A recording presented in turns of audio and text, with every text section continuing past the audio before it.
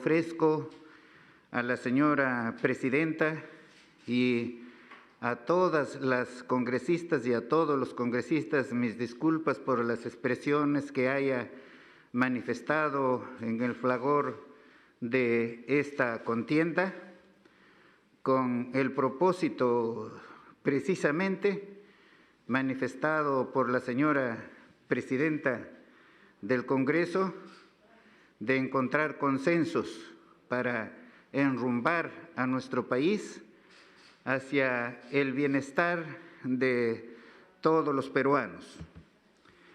Con relación a lo que hemos tratado esta mañana en el Consejo de Ministros, debo manifestarles que son muchos los temas, pero voy a concretar los de mayor trascendencia. Hemos acordado intensificar la vacuna. Si es posible, vacunaremos las 24 horas del día en determinadas fechas que se va a comunicar. Necesitamos que la mayoría de peruanos estén vacunados con el fin de poder reabrir el mercado ya plenamente, porque solamente así se puede generar crecimiento económico y, por supuesto, generar puestos de trabajo. También hemos tratado el asunto de la educación, que se reabrirá a fines de marzo en forma presencial en todo el país. Y se está trabajando igualmente intensamente en la refacción de los locales y colocarlos en una situación de que pueda servir a esta importantísima función como es la educación de nuestros niños y niñas, de nuestros jóvenes. También vamos a flexibilizar las medidas, las restricciones establecidas por la COVID. Vamos a flexibilizar esas medidas con el mismo objetivo de reabrir el mercado y de hacer posible las clases presenciales. Por supuesto, se ha acordado que por lo menos en los medios de comunicación del Estado se tiene que incentivar la recomendación a la vacunación de los niños, de los padres de familia y de los profesores para que no haya ninguna dificultad al momento de regresar a las clases. Pensamos ya, como se ha hecho en otros países, sin distanciamiento. En cuanto a los conflictos sociales, estamos trabajando intensamente en labores preventivas. Cuando llegué aquí me informaron del conflicto que existe en el corredor minero, que habían tomado la carretera, lo cual dificultaba, por supuesto, el traslado del mineral de la empresa que opera allí. Inmediatamente, al siguiente día, viajamos a Capamarca, a la comunidad de Capamarca y otras comunidades, y mediante un diálogo entre los miembros de la comunidad, la empresa que tenía presente allí en ese momento, a su vicepresidente y el Estado, se resolvió el conflicto, dando una tregua de 45 días. Se levantó inmediatamente la toma de carreteras. Esos 45 días es para implementar los acuerdos, pero no se va a necesitar de 45 días, sino con anterioridad vamos a resolver totalmente ese conflicto en ese sector, porque el corredor minero es muy grande y ya tenemos noticias de que otras comunidades en otro sector también quieren tomar medidas de fuerza, pero estamos tratando de dialogar y resolver el conflicto, y lo vamos a lograr. De eso tengan la plena seguridad, porque así damos facilidades a la actividad privada y eso va a generar puestos de trabajo, va a generar crecimiento no económico. En materia de seguridad ciudadana, también allí ustedes saben que hay un decreto de declaratoria de emergencia para que las Fuerzas Armadas colaboren con la policía y, como ha dicho, creo antes de ayer, el presidente de la República, queremos ver a las Fuerzas Armadas conjuntamente con la policía patrullando la ciudad, porque no podemos seguir tolerando que se produzcan los delitos que se están produciendo. Eso, por supuesto, va a ser implementado con otras medidas, porque somos muy conscientes que la seguridad ciudadana no es tarea solamente de la Policía Nacional, sino también de las Fuerzas Armadas, también de la sociedad civil en general, también del sistema de justicia, también de las municipalidades. Por eso es que no vamos a trabajar conjuntamente con estas entidades para superar este grave mal, y lo vamos a superar. Lo vamos a superar porque queremos paz social para que se incentive igualmente la actividad económica y para que nuestros niños, nuestros jóvenes vayan a estudiar sin que puedan correr ningún peligro. Voy a ceder la palabra al señor ministro de Economía para que trate algunos puntos que hemos acordado ahora. Muy buenas tardes, señores periodistas, señoritas periodistas. Para comentarles los tres temas que hoy día hemos tratado en términos del sector economía, hoy día se han aprobado 3 decretos legislativos que están en el marco de la delegación de facultades otorgadas por el Congreso de la República.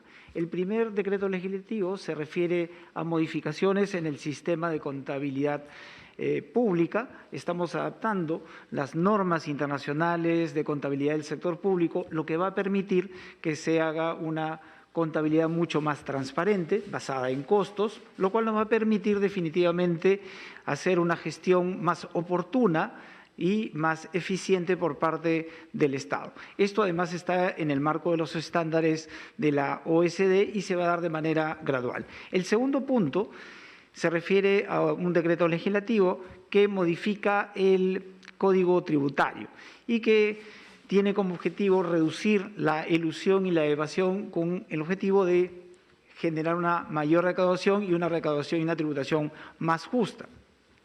Y el tercer punto se refiere a la modificación de la ley del RUC, ¿no? Lo que pretendemos con esto es hacer mucho más transparente el uso del RUC, que va a implicar que, por ejemplo, cuando se ofrezca un producto a través inclusive de redes sociales, se tenga que tener como referencia el RUC. Y además de estos 3 decretos legislativos que se han aprobado en el Consejo de Ministros de hoy, quería compartirles una muy buena noticia.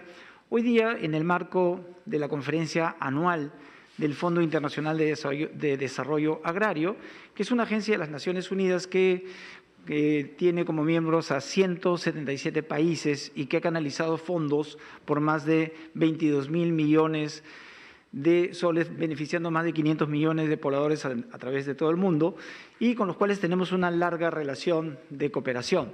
Este fondo internacional Con Perú nos ha proporcionado fondos por casi 112 millones de soles desde que formamos parte de este Fondo Internacional para el Desarrollo Agrario, que además es muy importante porque financia precisamente desarrollo productivo rural, enfocado en las poblaciones más vulnerables, con objetivos de reducción de la pobreza. Esto definitivamente nos posiciona en los mercados internacionales y en la comunidad financiera internacional, ¿no?, liderando este fondo internacional como presidentes del Consejo de Gobernadores, posición que vamos a ejercer por 2 años y que vamos a reforzar el apoyo de las líneas y capacitación y transferencia técnica del Fondo Internacional de Desarrollo Agrario. Gracias.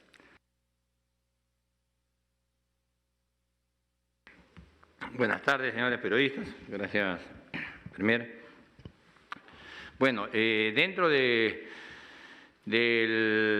la reunión del día de hoy, como dice el Premier, tenemos que intensificar la vacuna.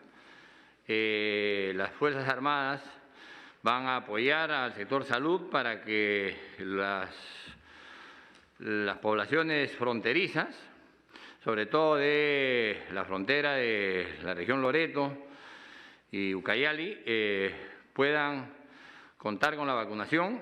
Asimismo, poder apoyar al Ministerio de Educación para poner operativas los centros educativos de estas localidades alejadas con la finalidad y el objetivo de iniciar las clases presenciales el 28 de marzo.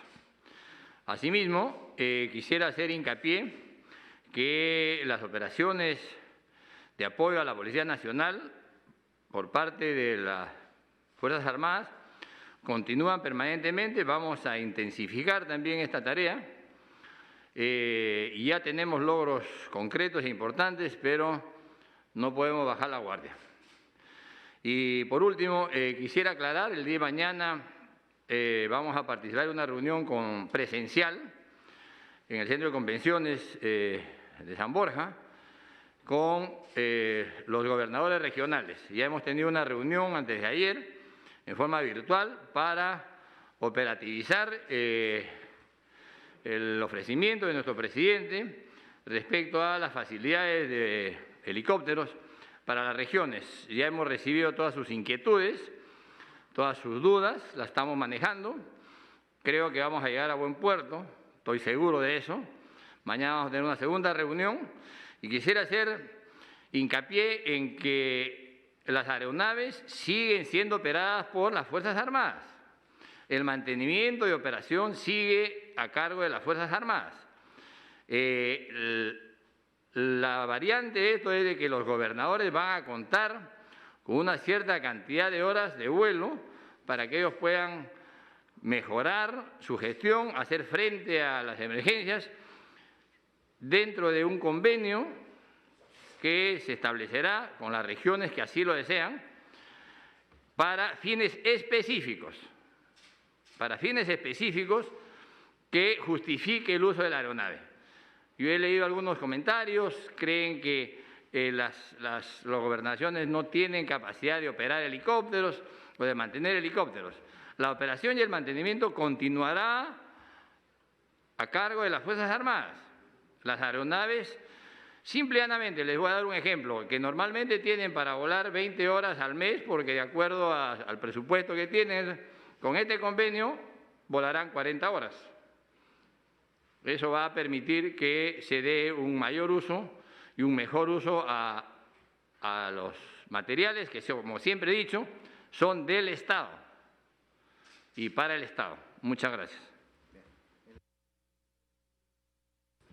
Muchas gracias, señor Premier, señoras y señores periodistas. Muy buenas tardes.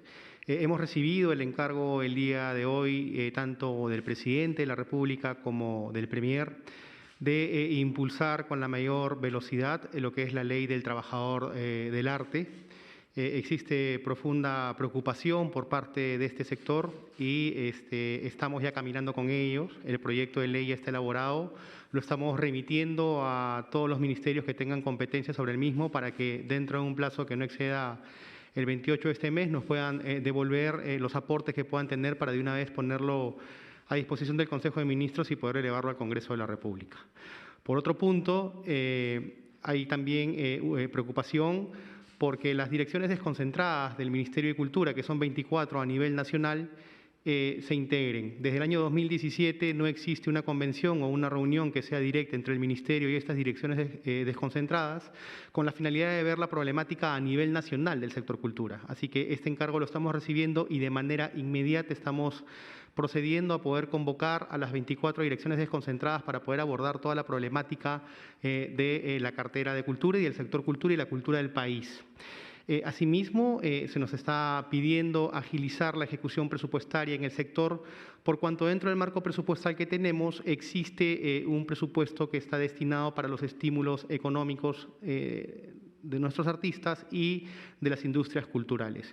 Así que bajo esa premisa hemos recibido estos encargos y sobre la base de estos 3 puntos vamos a avanzar sin dejar de lado la importancia de seguir llegando a través de nuestros gestores interculturales a las zonas más profundas de nuestro país para poder concientizar en virtud de nuestras lenguas originarias todo lo concerniente a la vacuna, y este es un trabajo ya vinculado con el Ministerio de Salud. Muchas gracias, señor Premier. Muy bien, cedemos la palabra a la directora de protocolo para las preguntas. Continuamos con la ronda de preguntas por parte de la prensa, recordándoles que es una pregunta por medio de comunicación. Iniciamos con Kenneth Vargas, de Willax. Buenas tardes, señores ministros, buenas tardes. Para el señor Premier, comienzo un poco con la consulta que se le hizo la última conferencia, ¿no? Y no fue respondida aparentemente. ¿Qué está pasando con la meritocracia en el gobierno central? ¿No? ¿Qué se va a hacer con el asesor del ministro de Transportes, el señor Altamirano, que en realidad figura, según un reportaje, como un simple trabajador administrativo, pero sale en el mismo despacho, en la oficina del ministro al costado, decidiendo puestos o viendo por puestos? Igual, ¿qué medidas se va a tomar en el MINEM? Porque el secretario general es el abogado de la mamá del señor Cerrón, y en el MINAN también hay un caso que Contraloría investiga sobre los puestos públicos. Entonces, ¿qué se va a hacer? ¿La meritocracia es importante en este gobierno o es una agencia de empleos prácticamente este gobierno de los patas, de los compadres? Se lo digo con todo respeto. Sí.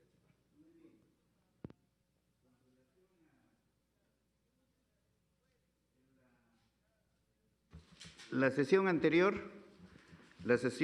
tenía un objetivo principal y no podía ser opacado por ningún otro acto porque se trataba de un asunto trascendental que hemos expuesto en esa ocasión.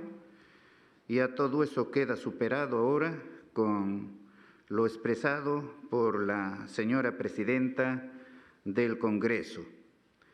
Con relación al asesor del ministro de Transportes, no tengo entendido que no era un trabajador estable, sino uno de locación de servicios que ahora ya no se encuentra allí. Con relación al secretario general y a otra secretaria que usted menciona, quiero ser bien claro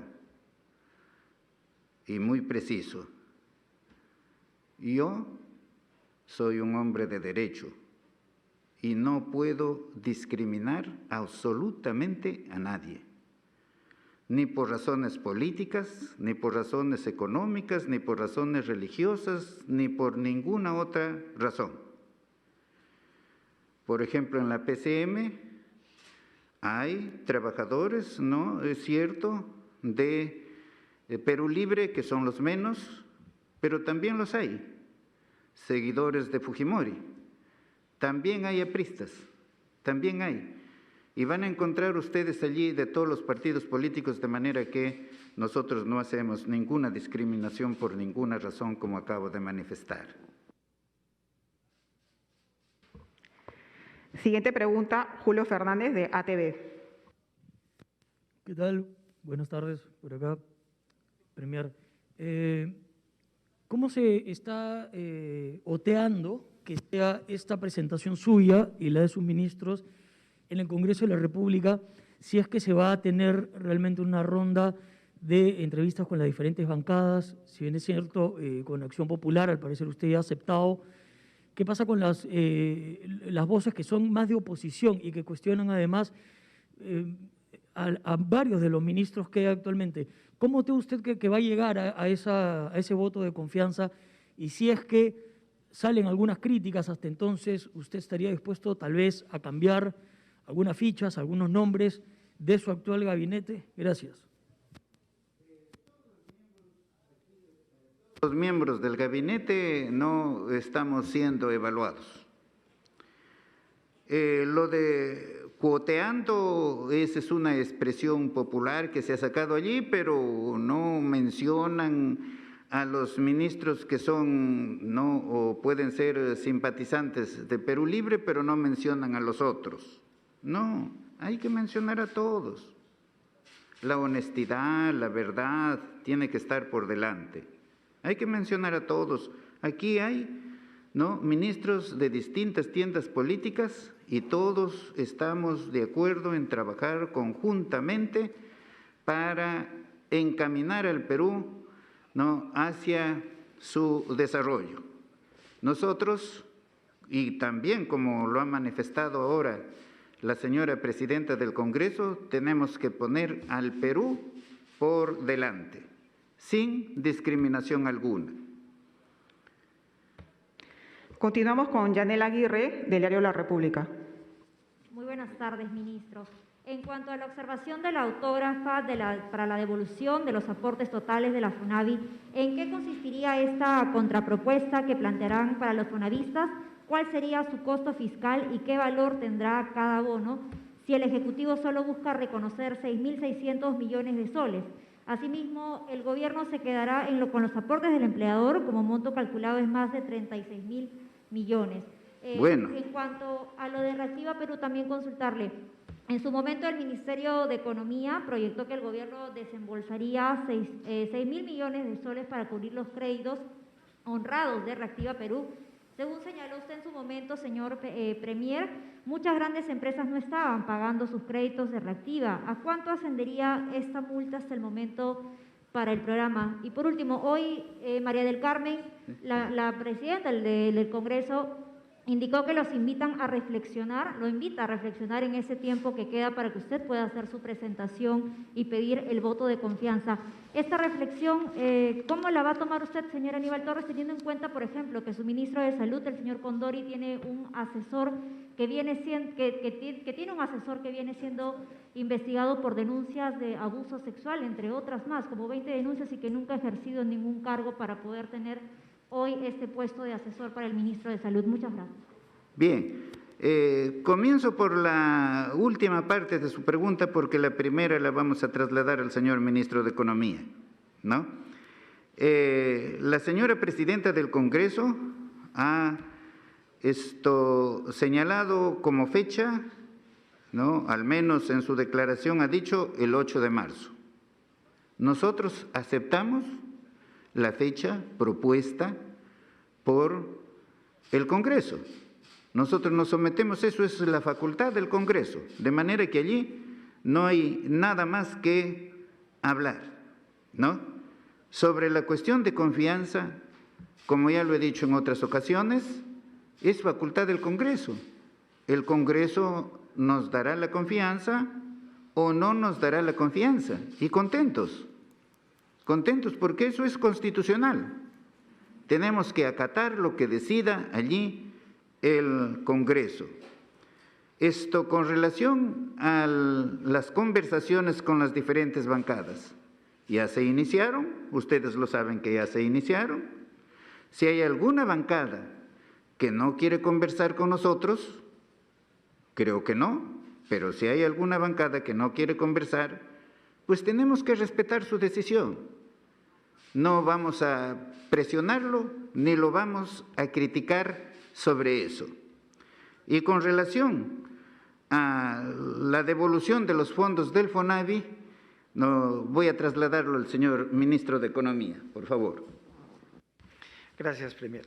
En relación a la devolución de los fondos del FONAVI, efectivamente nosotros hemos observado la ley porque la sentencia del Tribunal Constitucional establece que la devolución es lo que se aportó. Y lo que se aportó es la parte correspondiente a los trabajadores. Del cálculo que nosotros hacemos, incluyendo la actualización por el índice de precio, es decir, por la inflación, el monto sería hasta de 6.600 millones de soles.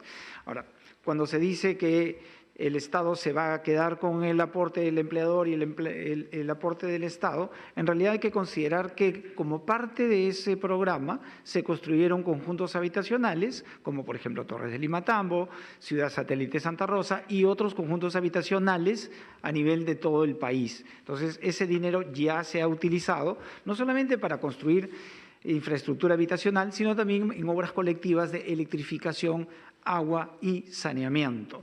Nosotros estamos preparando una propuesta que facilite y acelere ese pago lo más rápido posible a los aportantes, a los trabajadores y entendemos que además este es un justo reclamo y que está reconocido por el Tribunal Constitucional.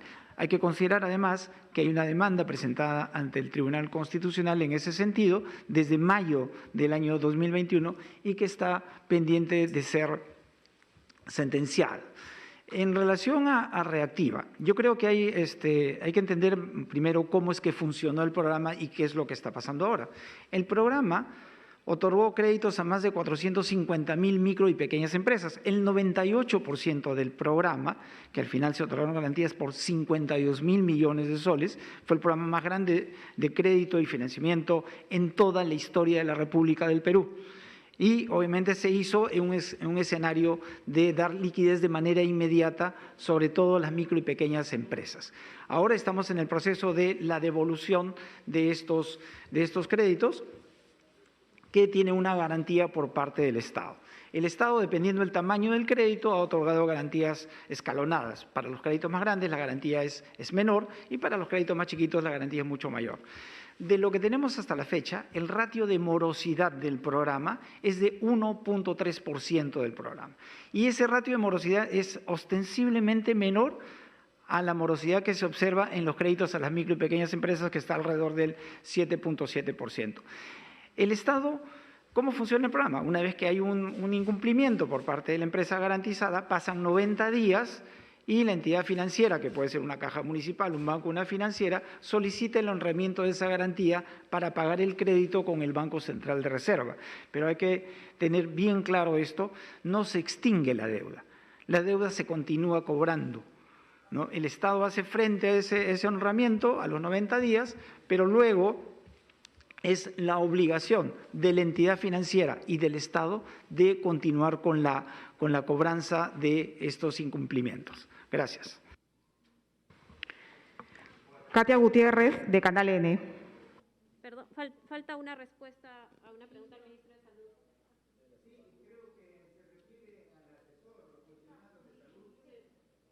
El asesor cuestionado de salud ya no labora en salud, ya no labora en el Estado. No, ya no labora en el Estado, que claro, si hay algo más, se investiga y ya si hay responsabilidades, pues si hay responsabilidades administrativas, se aplicarán, si hay responsabilidades penales, ¿no? Se hará de conocimiento del Ministerio Público. Buenas tardes, Katia Gutiérrez de Canal N. Ministro, yo quería hacerle dos consultas concretas. Primero, si han conversado con la ministra de Trabajo, Betsy Chávez, de la posibilidad de retirar la acusación constitucional en contra de la presidenta del Congreso, digamos, en este mensaje de propiciar el diálogo con miras a la presentación del voto de confianza.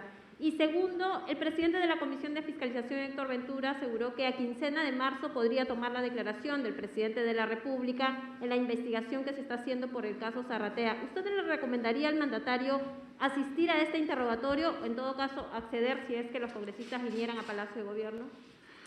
Muy bien.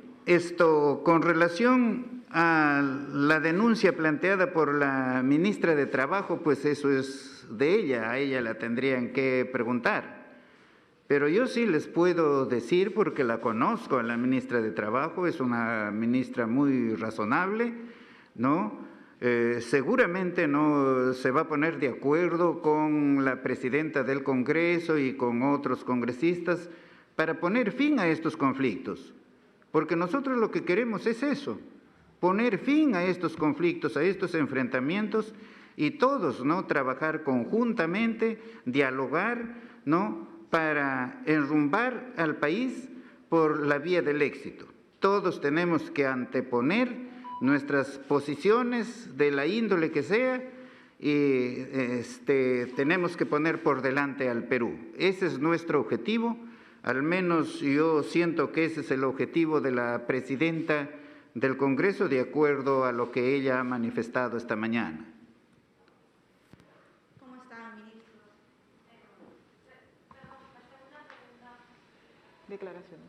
Había una... la declaración del presidente. Claro que el presidente va a colaborar, ¿no?, con hacer sus declaraciones que lo soliciten de acuerdo a ley y declarará también, ¿no?, de acuerdo a ley.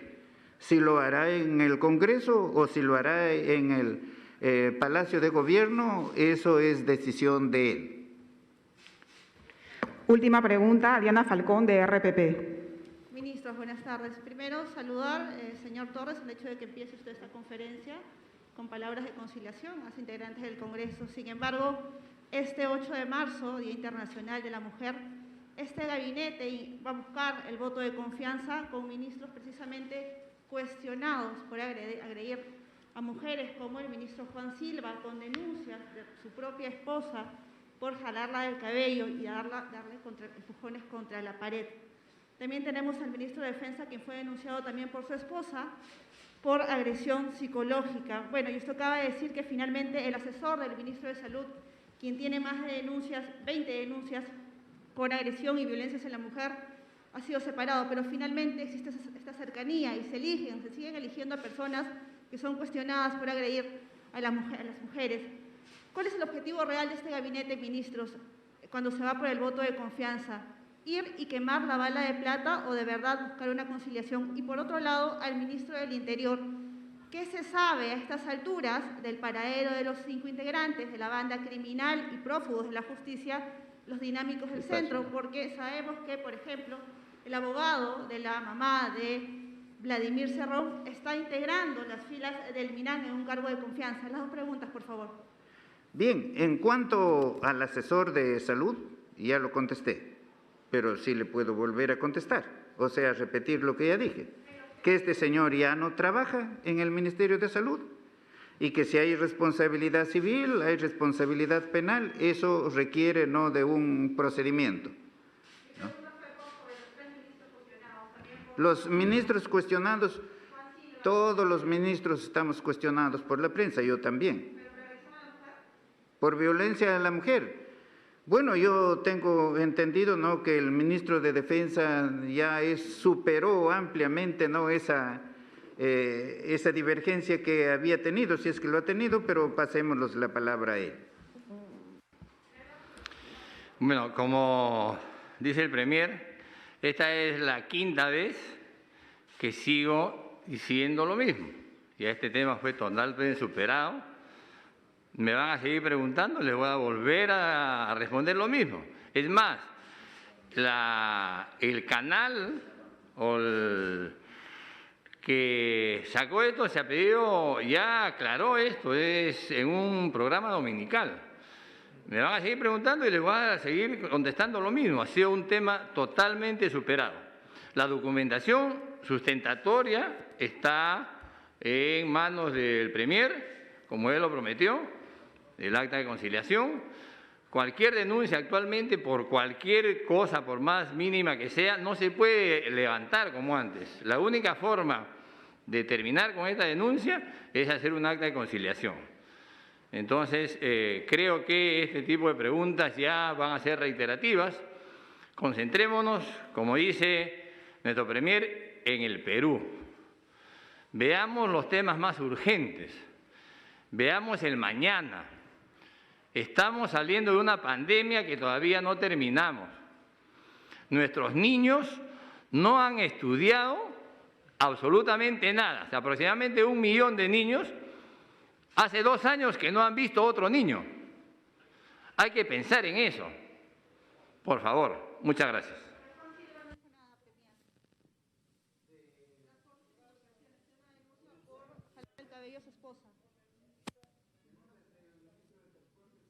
¿Contra su esposa? Una denuncia por agredir a su esposa, por jalarla del cabello y empujarla contra la pared. Eso es lo que dice el parte policial. Bueno, si hay eso, yo lo desconozco, pero en todo caso no preguntaré al ministro de Transportes qué hay de ese hecho y en cualquier momento les informaré al respecto. Ahora vamos a pasarle la palabra aquí al ministro del Interior porque falta contestar una parte de su pregunta. Gracias, señor Premier. Referente a su pregunta, señorita, la DININCRI se ha reforzado con personal especializado, 2 equipos, para buscar ubicar a esta banda de prófugos que se encuentran fuera. Hay interés por parte de mi comando en la captura de estos delincuentes. En cualquier momento le vamos a dar la noticia. El día de hoy es algo muy importante porque se ha aprobado la flagrancia para determinar que en 24 horas se determine el proceso a los detenidos. Asimismo, se ha aprobado el transporte en moto lineal de una sola persona, prohibido 2 en una moto y prohibido portar armas de fuego, inclusive el que está en una moto, así tenga licencia de SUCAMEC. Gracias. Gracias por su presencia. La conferencia ha concluido. Muchas gracias. De prensa desde la presidencia del Consejo de Ministros, el premier Aníbal Torres extendió las disculpas hacia la presidenta del Congreso, María del Carmen Alba, y también invitó a un ambiente de consenso. Lo que se ha informado además es que se intensificará la vacunación en el Perú y también ya el ministro del Interior ha indicado que se van a reforzar entonces con personal especializado para capturar a los prófugos de los dinámicos del centro. Con esta información regresamos a estudios.